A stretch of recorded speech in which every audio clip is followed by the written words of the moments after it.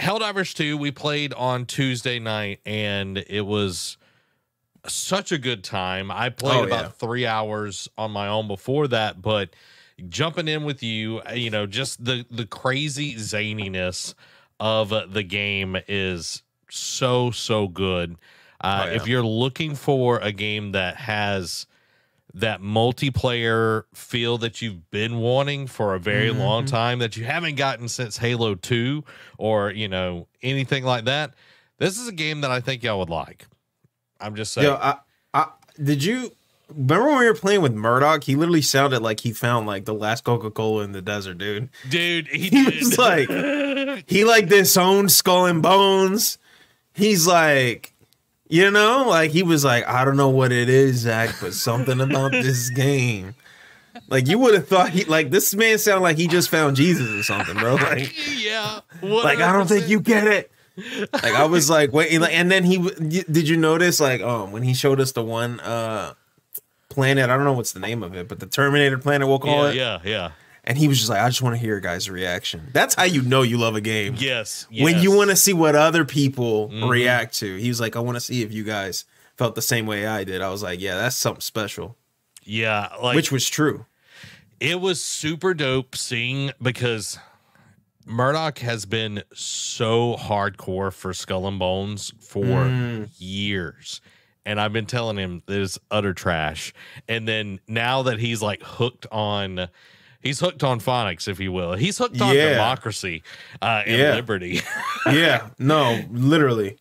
And like, just hearing him talk about it, like I could feel the glows in his eyes, despite me not being able to see him. You know? Yeah. like he found the one. Like, you know, when you find your wife, like you just know, and you're telling all your friends about it. Like that's what it sounded like. Yeah, it's 100%. Yeah, like the social aspect is definitely there. And even when you play where there's no mics on, you still communicate really well. Like I think that is a testament to a good game, is where, you know, someone can drop a ping, they can, you know, ping an enemy or whatever, and everybody knows exactly what you're talking about, what your goal is. And yes, you do have some toxic people or people that are, you know, just running and getting whatever they want and everything. But I love that you can also pick the play style you want to play as, because I know you were rocking that sniper. Oh, yeah. Oh, yeah. Because I figured, you know, like, you already got a machine gun. I forgot what he was rocking, but just being able to, like, split the loadout seems more smart to me, you know? But, yeah, it's cool. It's cool. Like, and I didn't realize it until Murdoch brought it up, but I love that the loot is shared in terms of, like, resources. So that does feel good that, like, despite if you have, like, some random drop in and they want to just go about, I feel like I'm not really missing anything. Yeah. You know what I mean? Like, well, I know whatever they get, I'll get too, as long as I don't die. Or if I do die, I'd have to go grab it again. But I do love that it's a little bit shared. I love that you could do that. Like, you can have, like, maybe 2 on one side of the map and 2 on one, and then kind of just, like, spread freedom throughout the whole map without feeling like, you know what I mean? Like, I'm not part of the whole experience, because for what it's worth, it does feel meaty. Like, every mission does feel as meaty as you want it to be. And that's cool. You know? Yeah. And I like that it's where you can be in and out as quick as you want, just do the main objective and be done with it. Right. Where you could literally finish a match in like 15 minutes if you blaze through it. Exactly. Or you could go around and spend the whole 40 minutes, you know, ticking out the clock, where it does get way more difficult as you get closer to it, which I like that part of the game, where it is like, okay, the longer I go, I know the enemies are going to be just horde mode on me. They're going to be like gunning after me, especially when we call in for our pickup and everything. But I like that. I like that the developers, you know, going from Helldivers 1, which we both have played, to this one, you see the love, care, and devotion to this game. And it's like, yeah, it does have microtransactions, but it doesn't feel like I'm, you know, somebody's trying to steal out of my pocket, which a lot of games I feel like are trying, you know, it's like they got their grubby little hands in my pocket, you know? Yeah. Because I don't know how the currency system works, but I'm almost close to getting. I could like buy the first pass on my own, but even still, it doesn't feel. I don't know. I'm kind of burnt out on it, so I'm kind of like I'm on the fence about it. But yeah, I think this game's gameplay loop, I think it justifies it. You know, if they keep doing updates and they make the enemy types varied, keep it challenging and like diverse, I'm okay with it. I'm okay with it for now. You know what I mean? Yeah. Like we'll see how they do it. If it's, you know, it could be one of those things where, you know, it'll be like, no offense, it'll be like Destiny where like the enemy types all feel the same even though they're not the same. But I didn't get that. Remember when we played against those Terminator bots? They were very aggressive. They were in your face.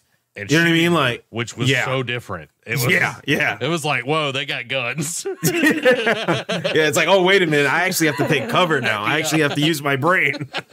Right. It was like having to like literally like switch. Like it felt like the game shifted completely by the two enemy types. And I like that. And because like if you look at the map, you've got the Terminators on like the left side. You got the roaches, the bugs on the right side, but then there's nothing on the top or bottom, north or south. You've got nothing. Right. And they have said that they're going to add more factions into the game. And if you look at each like world, there's a liberation like percentage. Yeah. And if you go to Super Earth, it has a percentage as well. So that makes me feel like eventually there will be some sort of major event where we're like having to fight on Super Earth. Yeah. There's another group that believes in more freedom than we do. And we have to freedom fight it out, you know? Which would be crazy. Like, imagine like you're fighting a legit army and like you're getting sniped from like across the map and you actually have to like watch where you're at. You got to low crawl, maybe use smoke grenades. Like, it can get real elaborate if they really know what they're doing, you know? Well, and that's one of the things that I saw, and I was like, why would I use, like, because you could call in, like, smoke grenades or whatever to, like... There it is. To cover, I was like, why would I use that? The bugs are, like hive mind. They, like, just rush you. I was like, why would I do that? And then fighting the freaking T-9000 over there, I was like, oh, this makes sense why I would have to, like, use, you know, smoke grenades and everything. Oh, yeah. It's so cool, man. I mean...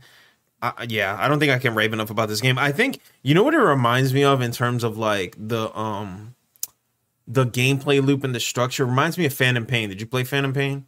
Yes, a little bit. I didn't play all of it, but I did play a good bit of it. Yeah, like it's just like that. You pick where you're going, you choose your loadout. They'll give you like a basic brief on what to expect, and then you choose your loadout that way. And then there's the replayability there in terms of because this is mainly a stealth game. Yeah. But with this game's a little more run and gun, a little more gunfights heavy. But I do wonder, like, what would the different approaches be? Because, like, you and Murdoch were saying, you know, when you were teaching me the ways of freedom, not every engagement has to be fought, you know? So I'd be curious to see all the different styles that you can tackle something. Like, I guess it would be difficult to do, like, a stealth run, but it would be... I don't know. It would be interesting. Or like if you do a run where you just use your, what's the name of your abilities that you press all one on? Oh my goodness. The stratagems. The stratagems. Imagine you just use your stratagems. You don't waste a lot of ammo. Like there's so many cool ways I can imagine that you could play that game that keeps it refreshing. But that's the key right there is the enemy types. It forces you to really think now like, okay, I can't just go in there with a bunch of ammo, with a machine gun, and just mow down, you know, bugs. Now I actually have to think like, okay, now we need cover, you know. So I'd be curious if like, is there a stratagem where you can put like a wall up, you know? Because if we're getting shot at, there are like shields that you can carry yourself. There you go. So there's like a riot shield, and then there's energy shields. Like there's a personal one, and then there's like a big dome one that you could set up as well. See, so it's like you're playing a different game, but you're not. Because it's like that's awesome. It's genius. Yeah. And it goes to show you how enemy types play such a big factor in gaming, man. It's all about the enemy types. If you're not having fun killing the bad guys. I mean, what are you doing? You know? Yeah, yeah. Right. Well, and that, like, you know, we talked about this over on Bo Knows Gaming, which y'all should go check out that episode. Helldivers 2 compared to like Suicide Squad, where it's all just the same enemy type the whole time through. I've watched, you know, people play it and everything, and I'm like, I want this to be good, but I know that it's not good. And then a few days later, something that's $30 cheaper and isn't, you know, yes, it has microtransactions, but it doesn't feel dirty like Suicide Squad does. And it's like, it's way better. It's like, it feels love and craft. Like there's craftsmanship here. Yes. And one thing we hadn't touched on yet is the absolute insanity and tongue-in-cheek nature of the characters as you're like mowing down enemies. They're like, taste democracy, and you're just like, you know, like, I love that. Yeah. You gotta have fun with it, man. That's what I mean. Like, you know, it's refreshing because like I play a lot of story-based games, so sometimes it's just nice to just jump in and just have some fun. You know, don't think about it too much, and it's just enough to where you're engaged. Like, you know what? How I put it, it's like when you first play it, it's like, oh, this is tongue in cheek funny, and then like after the first couple missions, you're like, oh, wait a minute, there's actually depth to this game, right? Like, wait a minute, okay, so it's not just a bunch of shooting and freedom, and so these enemy types, you actually gotta do some strategy. Oh wait, you might actually need some teammates. Well, let me call some friends. Like, you know, we might actually have to talk on comms. Like, that's really cool, man. And then, on top of that, like, you got the characters screaming, you know, freedom, democracy, and you know, Lady Liberty, or what was it, Sweet Liberty? Like, Sweet Liberty. Like, it's just so good, and the music is great. The sound effects, that's one thing that I noticed as well, is like the sound design is so good where you can, like, I'm listening and it's like, oh, I can hear enemies approaching. You know, I can hear them coming towards us, and then I can hit the mini map. I see them moving, and it's like, okay, you know, west, and then we're over there. We're ready to go. And you look at something that's like Call of Duty, that their sound design is absolutely trash now. You can't hear anything in Warzone. You can't hear anybody sneaking up on you. Right. And it's like, man, I can hear a bug fart from 3 miles away in this game. Yeah. It's just like, and it's not. And I love that in the missions, it's just not enough going on. So if you're one of those types that enjoys to play music while you're just mowing down, you know, enemy types, that's another game you can do that to. It's just so, it's everything you could ask for, you know? Yeah. I literally played John Philip Sousa marches the whole time I streamed it Tuesday. There you go. I was like, awesome. Nothing more, you know, patriotic than some John Philip Sousa over here. Yeah. You could definitely see the building blocks to something special here. I don't know if they're going to make it to where, like, they're just going to build off of this game, but the way they'll update this game, I'm sure there'll be like some Game of the Year edition that'll come out. You know what I mean? Like, Helldivers Freedom Edition, something goofy like that. Yeah. With all the DLC or whatever it is that they decide to do. Yeah. And then, I can imagine, like, from that, building on that to like something like Helldivers 3, you can see how it'll easily be like, it'll make Borderlands blush. You know what I mean? In terms of like a co-op experience. Yeah. Because you remember Borderlands was the game for co-op. Yeah. Now it's starting to look a lot more like Helldivers. Yeah. Because, you know what I mean? Like, here, I mean, it's so goofy. What's the story? I mean, come on. No one's really taking it seriously. Versus like where Borderlands, people actually cared about those characters. So, you know what I mean? Yeah, I think because your character is so expendable in this game that it's hard to like get attached to them per se. But I would like to see the story more fleshed out than what we're getting right now. It's like, we've got the two enemy types, but I would love to see, you know, who's the president of Super Earth, or like, you know, because we got kind of like the general that's, you know, from the training area talking. It's like, let's get more of that. Let's get some cutscenes, you know, throughout or whatever, you know, not a ton, but just enough to like, oh, this is what we're fighting for, you know, this is what our goal is and everything. And I think that would be awesome. But they have said that there are going to be events, that updates are going to be free. so add-ons and everything. So that makes me excited. It doesn't feel like, oh, we're going to get nickel and dime and you have to, buy, the next map pack or whatever. It just feels like the love and craftsmanship is at play here, and Arrowhead is clowning so hard on Activision and Destiny and all of these people right now. And it's like, we're a small team, and you can see it's like how many, enemies have been killed, how many shots have been fired, how many Helldivers have been killed and all of that. But what's so cool is like when your ship comes in, you can see all of these ships around this planet, and that's a player. Like that's a player ship, and I'm like, that is so flipping cool. Yeah, it literally feels like Murdoch was saying it perfectly, like because he couldn't understand like how they haven't been sued like crazy, but you see all the inspiration, like the outfit customization really reminds me of Halo, right? ODST, the Spartan suits, because you could make your guy actually look like a badass, or you can be a little more slim, more framed, almost like a sniper type looking character. So there's that. Voice types, so cool. So the way that what did they do it? It's called the I guess the battle pass. I don't know what's the name of it that they call it. It's called War Bonds. War Bonds. Okay, so it reminds me a lot of how the Master Chief Collection was. And you remember the Master Chief Collection? Like now, I hope they do it that way to where it's not limited. Where it's always there and you can always go to it. If they do that, then I'll be like, all right, you guys definitely got this from the Chief Collection. But like the customization reminds me of Master Chief Collection. The vibe, the space vibe reminds me of Star Wars. Like there's so much Starship Troopers, obviously, with the whole attacking aliens and things like that. It's like, and I'm okay with it. Yeah. I'm like so okay with it. I'm not even mad. Like, because if they weren't going to do it, who was? Yeah, exactly. Right. And just being able to, we talked about loadouts earlier, but like the armor types as well. Like you were talking about, like a sniper, like wearing light armor so they can move around or whatever a lot better. Or, somebody like I wear heavy armor because like I'm in there with a machine gun, just, it's like having that available and everything, and that customization is key because people want to look the way they want to look. Exactly. And I do like that pretty much everything in this game you can play and earn in game without spending money.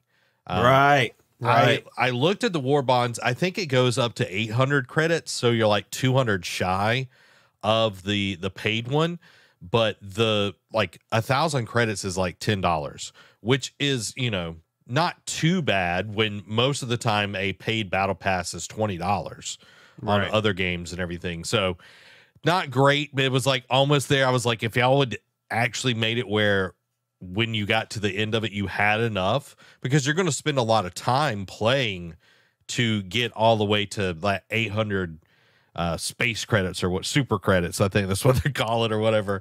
And it's like, you're spending a lot of time there. It's like, just make it up to 1,000. Right. It's like if I'm spending that much time, it's like, and I haven't bought it yet, you're not going to get my money, but it's like, just go ahead and, let me have this. Yeah. Right. Yeah. Cause it seems like a fair amount has been given. So I'm curious, like how much gameplay would it take for you to earn premium currency to where you could just earn it yourself? And if that's the case, I mean, that's a pretty good deal right there, man. Yeah. I can't think of any mini games that would even do that for you remotely. Like, I mean, I know, I don't know if Fortnite still does it, but I know, depending on what games you play, they'll either give you back your money or give you just enough, like whatever, their currency is called. Like every season, just enough. So if you played for like 2 seasons, 3 seasons, you could eventually get it for free on your own. So I'm curious, like how that model is going to go, and if that's the case, again, that's still pretty cool. And like you said, customization is key, especially in a third-person game. And I mean, it makes no sense, like, because in first person you can't really appreciate it as much. But I guess you're like you're literally showing off for other people, which is fine. But I love that you can appreciate it yourself in a third-person game, and I think that's what makes it important. Yeah, and it kind of reminds me of like Gears of War. Like, yes, it wasn't necessarily like individual pieces, but like you would grind and you would be able to see like the different skins that you would unlock or whatever, different characters and everything. So it does feel more like that, where you actually can enjoy your hard work. Yeah, exactly my point. Yep, like you want to be able to see it, appreciate it, make your guy look as cool as possible, right? That's part of the experience. And I'm already seeing some of the cosmetics. I'm like, okay, I see what you guys are doing, because everyone looks black and yellow, but you got the one guy coming in with the black and red or some really cool looking outfits, and you're like, man, he might be cool. He's a cool guy right here. Yeah, but I love that, because then it gives you reminiscent of the like elite troopers from Star Wars. They got the red colors, and it's nice. Well, even like, you think of like Halo, you brought up Master Chief and everything. One of the things that I loved about the old school Halo was making your character. I know the very beginning was just like getting, it was just basic colors, but then you got like, you got this special helmet, and like they were like one of the first to do that.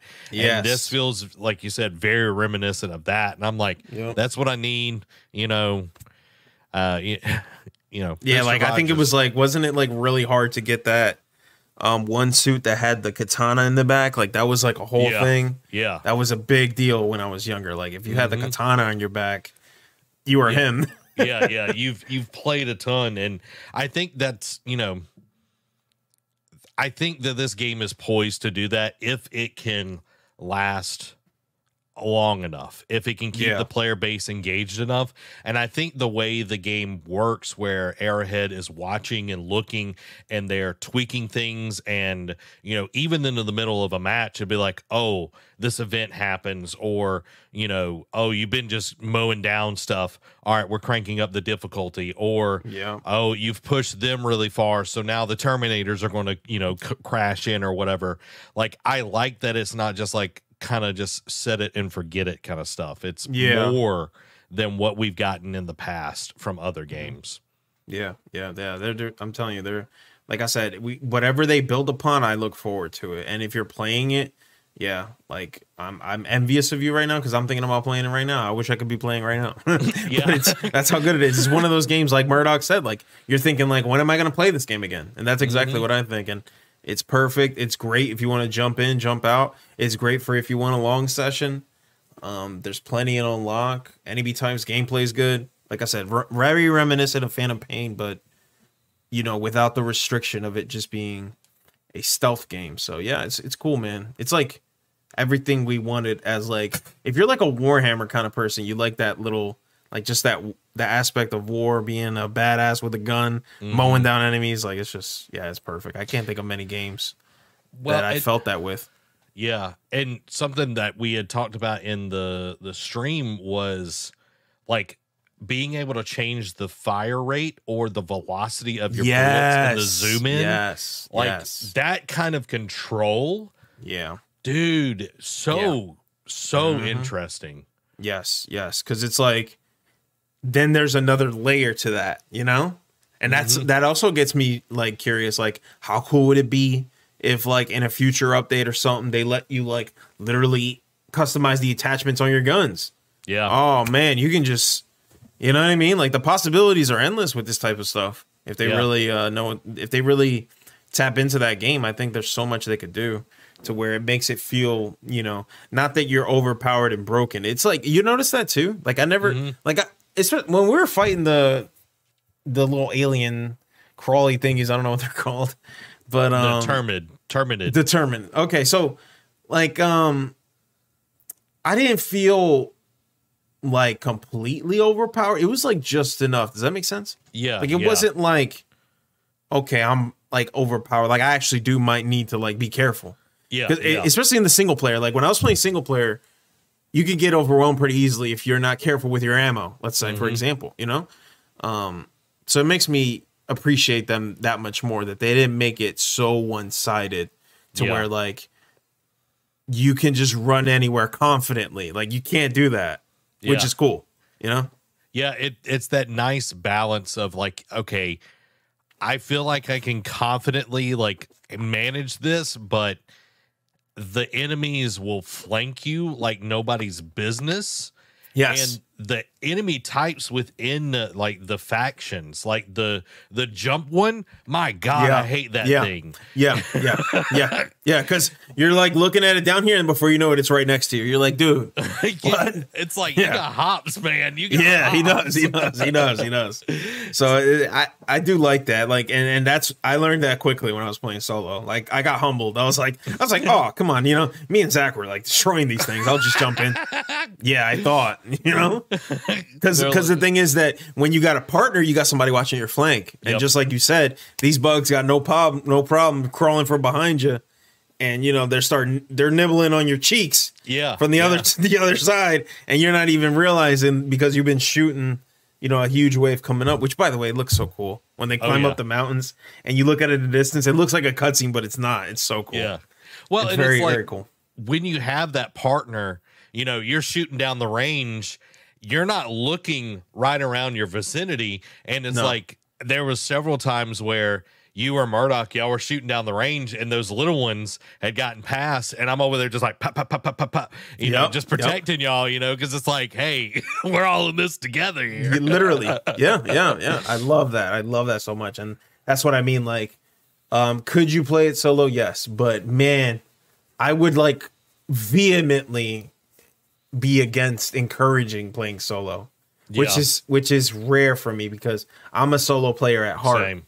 You know what I mean? But this game ain't it. This is the game, like, if you and I love the drop-in system. So, and I think they even have a quick play too. So it's even worth it. Like, if you're like if you're solo on your own, it's even worth it to join randoms. Yes. Just to have those extra bodies. Yeah.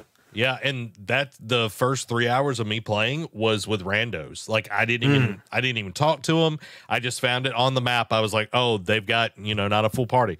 I'm gonna jump in, and they'd be in the middle of a mission, and I'd start helping them out. Didn't communicate other than just like pinging stuff on the map, and that's so nice. yeah. It's cool. It's cool. Because, feels good. Like, think about like when playing Halo. I played Halo a lot. Like, jumping in the middle of a match sucks in a multiplayer game 9 times out of 10. Yes. Because you feel like you don't know what's going on. You feel behind the 8 ball, and it's like, we're not going to be able to win this thing, because the people that are winning, nobody's quitting on that team. It's somebody that's losing. But in this game, it's like when you jump in, you're like, I'm feeling good. I got my stratagems, like I'm feeling fresh to death. Yeah. And yep. the people that you join are like, dope, we got another person in here to help us out. Yep. It's always a warm welcome. Yeah. Instead of it being like a I'm on the bad team. Yeah.